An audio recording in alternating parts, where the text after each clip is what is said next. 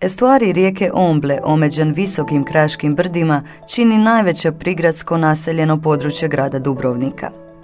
Obuhvaća veća i manja naselja Sustjepan, Čajkoviće, Komolac, Rožad, Prijevor, te Mokošicu i Novu Mokošicu. Do izgradnje Dubrovačkog mosta cestom uz rijeku je prolazio sav promet Jadranske magistrale, dok se sada cestom koriste većinom stanovnici. Sjeverna obala ispod Rožata, Prijevora i Mokošice nudi predivnu šetnicu uz samu rijeku u dužini od nekoliko kilometara. Cijelom dužinom se može uživati u predivnoj prirodi i bogatom životinjskom svijetu. Ovdje obitavaju i jedini labudovi u okolici Dubrovnika, a zahvaljujući ugodnoj klimi i okolišu može ih se vidjeti tokom gotovo cijele godine.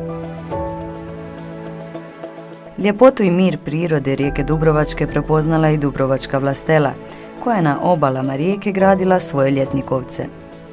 Najveći je ljetnikovac Sorkočević, koji se nalazi u Aci Marini u Komolcu.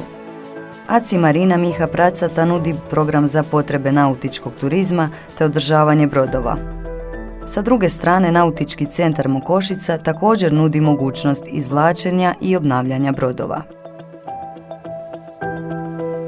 Također u Komolcu se nalazi i jedna od glavnih trafostanica koje Dubrovnik opskrbljuju električnom energijom.